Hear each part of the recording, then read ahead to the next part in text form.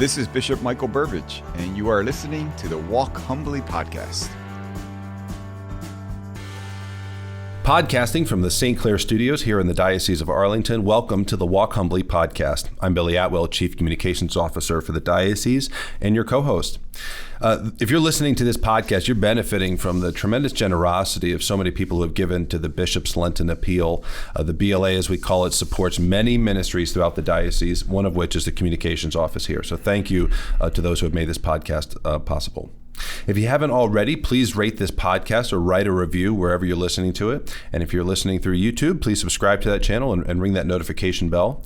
Sign up for our e-newsletter at arlingtondiocese.org and follow Bishop Burbidge on Twitter at Bishop Burbidge, where every day you can read a short gospel reflection for that day.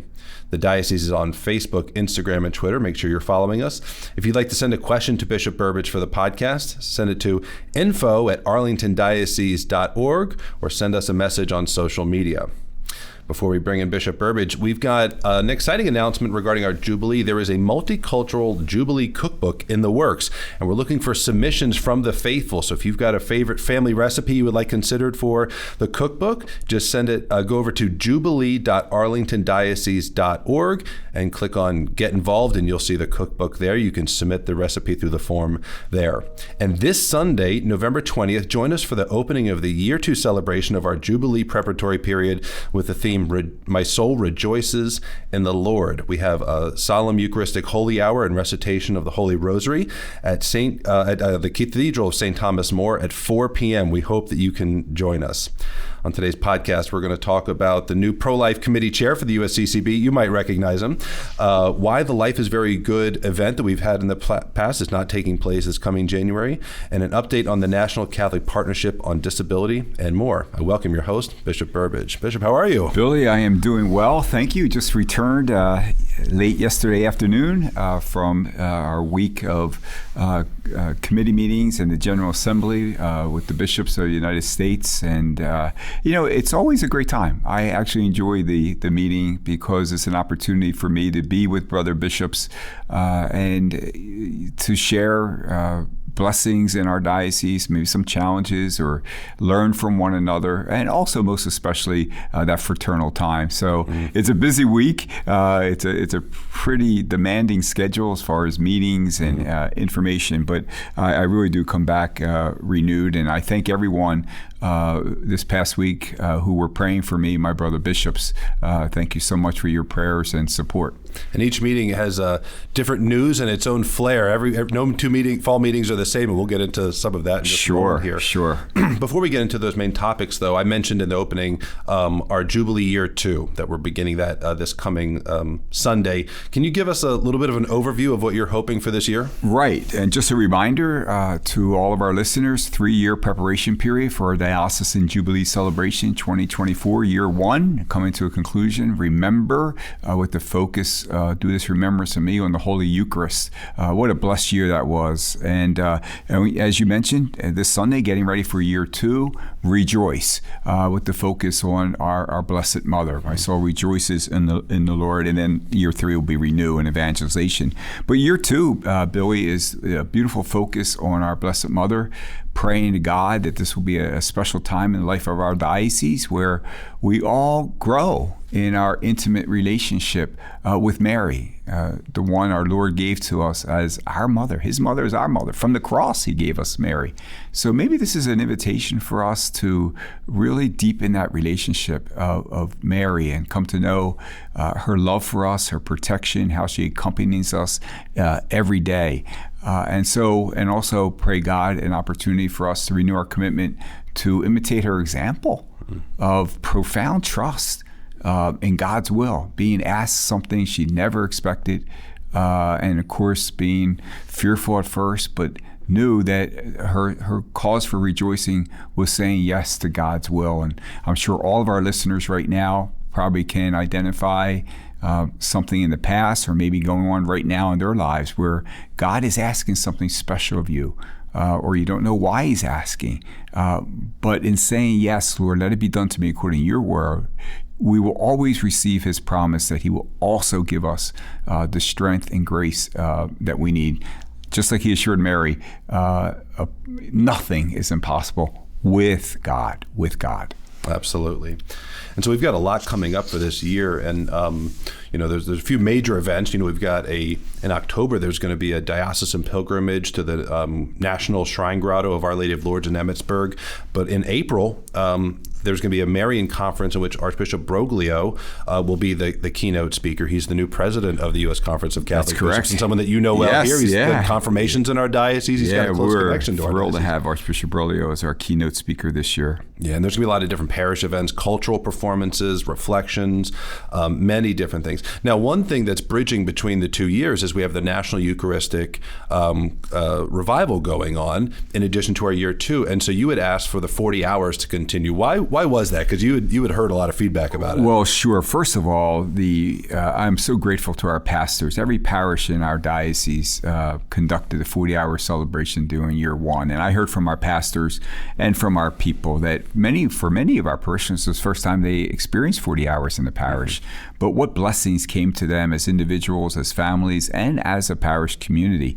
And as you mentioned, the bishops of the country are participating in a national Eucharistic revival. So it only seemed to make sense to me that we would continue the 40 hours in year 2 with a Marian focus. And so that's what we'll do on Sunday. We'll begin to have a Vespers in front of the presence of the Blessed Sacrament with a Marian focus as a kind of a model of what parishes might be able to bring into their own communities. And I'm so grateful, our pastors, many said, Bishop, we were going to do that anyway. It was such a time of abundant blessing. So it goes hand in hand with what we're doing at a national level. And I'm sure our Blessed Mother is always honored whenever we spend time alone with her Son. Absolutely. And one last resource that people might want to be aware of is we composed a Rosary reflection booklet, and basically takes you through each of the mysteries of the Rosary. And there's a reflection written by a religious sister from our diocese who's serving here in the diocese. You can find that at jubilee.arlingtondiocese.org. There's some prayer resources there of various types. For year 1, the sisters have put together an adoration guide, a mass guide, and now we've got a Rosary reflection booklet that's beautifully done. And I'm so excited for people to be able to get a hold of that. And I am so thankful to our sisters. These reflections are beautiful, and the booklet itself is just so devotional. But knowing that it came from the women religious serving right here in our diocese, and it's really beautiful to get a sense of their own spirituality, and certainly a great help. I strongly encourage our listeners to use that booklet. It is so well done. Thank you, sisters. Yeah, absolutely. And again, a reminder, the Solemn Eucharistic Holy Hour and Recitation of the Holy Rosary is at the Cathedral of St. Thomas More at 4 p.m. this Sunday. So we hope to see you there. Well, Bishop, we were talking about the USCCB meeting, but we're bearing the lead a little bit here. You have a new job, as if you didn't already have enough on your plate. You're busy with the strategic plan and just the normal life of a bishop. Talk about what happened. Sure. Well, it was a significant time at the conference where we did elect a new president and a new vice president, and I really believe the Holy Spirit was at work. We are so blessed. We will be so blessed with the leadership of Archbishop Broglio, very well known and loved in our diocese here, as you mentioned, celebrates confirmations throughout the year. Just a gifted leader, and I am thrilled that he is our new president. And our own Metropolitan Archbishop of Baltimore, Archbishop Lurie, will be the vice president. So tremendous leadership. And what happened when Archbishop Lurie became a vice president is that his position as USCCB chairman for pro-life activities became vacant. Right. And so there's a committee that is entrusted with, when there are committee openings, to select 2 bishops to be on the slate, for consideration for that committee. So I returned home a little bit after dinner on that night, and I was surprised that Archbishop Broglio had said, your name has been selected. And So, you put it in God's hands and whatever's best. And I was very honored that my brother bishops, entrusted me with this chairmanship. And I certainly hope just to continue the great foundation, the great work Archbishop Laurie has already laid out. He's served in this position for 1 year, so I'll complete his term of 2 more years. Okay. So I'll continue his good work there. And there's a lot of work to be done, Billy. And the timing is amazing. I mean, we're in a unique point in American history. Yeah, it's a significant time in the life of our country. We know that. So my plan would be continue the great work of the bishops and of our priorities when it comes to protecting life, of prayer, of education, of service, and advocacy for the cause of life. We know that overturning Roe versus Wade was probably the most significant pro-life victory in the last century. And we praise God now that states have the opportunity, if they choose, to protect innocent preborn children. Politically, legislatively, we must do all we can to end the evil of an abortion, which ends the life of a precious child and deeply wounds the child's mother. And one significant goal will be, as chair of this committee, is expanding education on the current reality of legalized abortion. I'm not sure that even maybe all of our listeners are aware of the extreme current state abortion laws and referenda that are out there. I don't want to get into specific states, but these extreme referenda allow abortion on healthy mothers and children at all 9 months. It's amazing. At all 9 months unreal. of pregnancy, up until the moment of until birth. We need people to be aware of this and to insist on the humane protections of the preborn. And beyond our legislative advocacy, there's much work to be done to make abortion unthinkable. By supporting mothers in need. And as we know, and we can say humbly, but proudly, the Catholic Church has long offered hope and healing and material support to the vulnerable more than any other institution outside the government. And that message doesn't get out. And that's one that you mentioned after Roe v. Wade was overturned. That was one of your leading messages, actually, that you discussed on this podcast and elsewhere, was we have to walk with moms, not just try to end abortion, but help mothers in need who would consider abortion. Yeah, we want you to know that's not the answer. Right. And there's no need. We want you to know that there's every reason to choose life, because we will be there to provide you with the counseling you may need, or the financial resources, or the basic necessities, whatever. We know the great work of Catholic Charities with adoption. So there's so much. We want to walk with moms in pregnancy and in crisis pregnancy, and to assure them that they will never be alone. And then we want to be with those who have chosen abortion, because we know so much healing is necessary for mothers and fathers, and that's the great work of our Project Rachel. So, it's with a sense of urgency at this critical time in life of our country: prayer, education, service, advocacy for the cause of life. I ask our listeners to pray for me and the other members of the committee that we can help dioceses and parishes throughout our country to be recommitted to all these essential works, especially in a time of such great need. Well, we were so proud that you were elected by your brother bishops. Thank you. We were excited here at home for sure.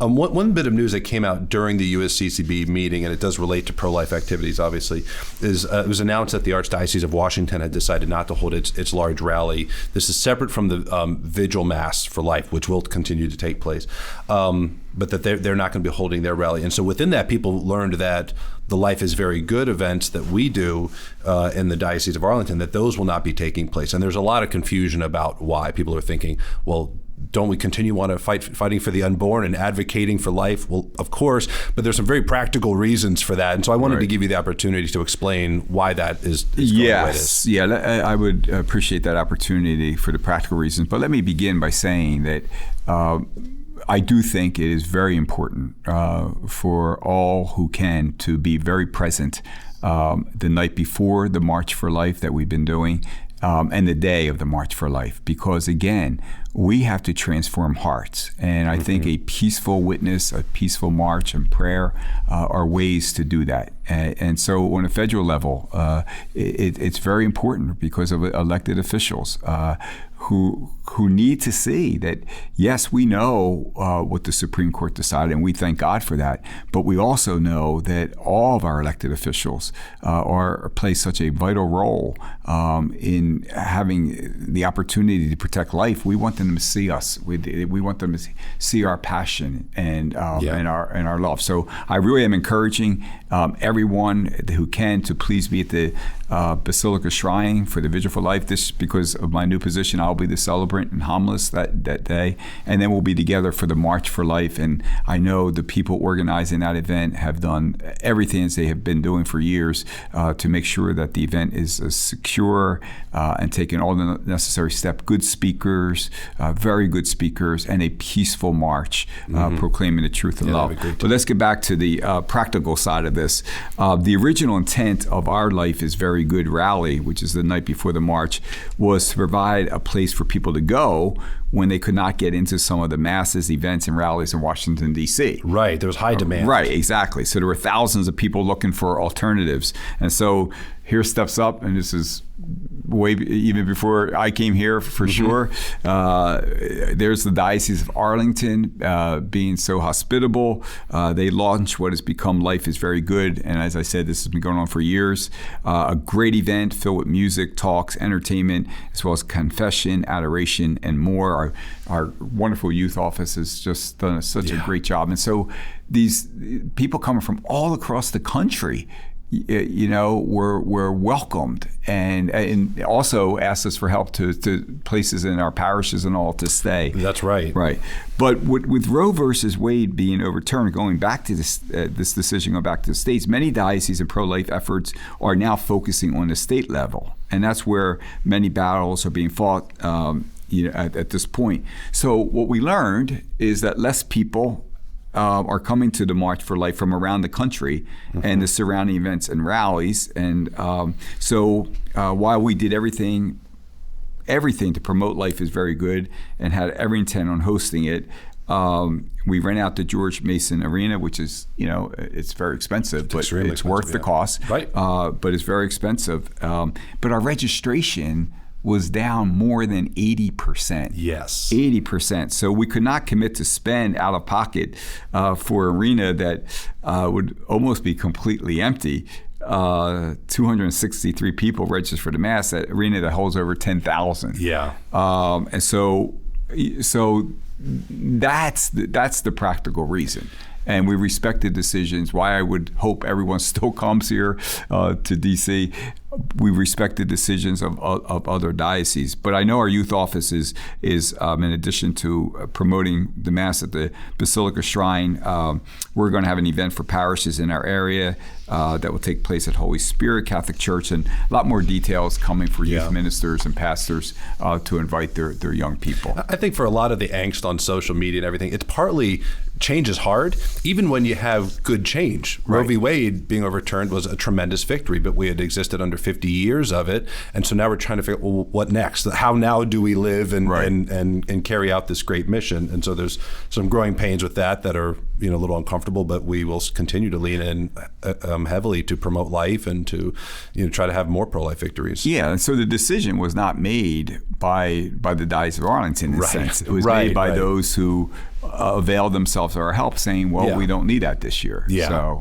So we were fully ready, fully committed. To me, it was one of my favorite nights and morning of the entire year to see so many young people from around the country. I always say this, that, it's a rally. So, they have the band at the music that the young people like, and they're hooting and hollering and all these kind of things. And then we have adoration. And then there's profound reverence and silence. So, I'm going to miss that opportunity. But again, it'll take shape differently. We'll see. Absolutely. We'll see going forward. Well, thank you for providing that explanation. Sure. You have a passion for helping those with intellectual and developmental disabilities, both adults and the young. And we have programs in our schools to help integrate students with those needs into our classrooms and to the activities at the school. you were asked to be the Episcopal moderator for the National Catholic Partnership on Disability. And so at the USCCB meeting recently, you gave a report on that partnership. Could you give us a little bit of a bird's eye view for those who didn't tune in? Yes. I'm very honored to serve as the Episcopal moderator for the National Catholic Partnership on Disability, which is a very, very strong pro-life entity in that it helps dioceses and parishes with resources they need to serve those with intellectual, developmental, physical disabilities, so that we make sure that we're doing even more effectively responding to the pastoral and spiritual needs of those with disabilities, making sure that they're fully engaged in the life of our parishes, our schools, and our communities. Not every diocese can, staff offices that can do this. So NCPD provides consultants, experts to help parishes, training courses for leaders who want to be engaged in this ministry and work, and any diocese can become an affiliate. So I had a great opportunity to invite all my brother bishops to become an affiliate of NCPD, because they and their diocese will be greatly enhanced in this essential ministry. And so it was a great honor. Yeah, and it's pro-life, right? Because pro-life is making sure that every single human person is treated with the dignity and respect that belongs to them as a child of God. And I've known as that program has grown in our diocese to integrate into classrooms and so on, there's always the desire for it, but there's not always the knowledge and the wherewithal. And so NCPD comes in and they have the experience. They can tell you exactly what you need to do to make this work, and it's worked beautifully. Oh, it really is. It's a really great executive director, great board members, great consultants, and it's just a great tool. It's a great resource, and so. I'm honored to be part of that entity.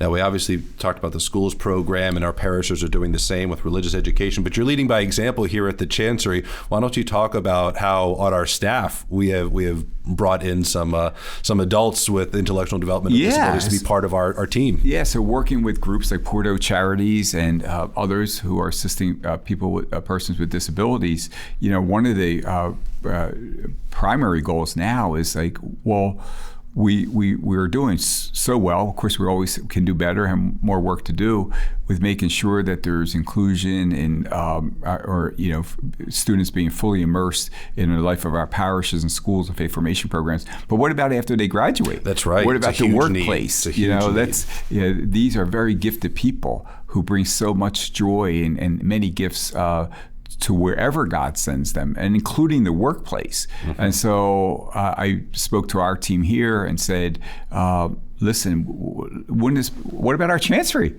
Yeah. We have positions open, so let's welcome some of our brothers and sisters with disabilities who are going to make us even better. And so we have 3 positions now, where those with some disabilities are assisting, and the joy that they are bringing to all of us is absolutely incredible. Plus the great work we're getting out of them too. Yeah. I mean, they're very helpful, very, very hard. Eager.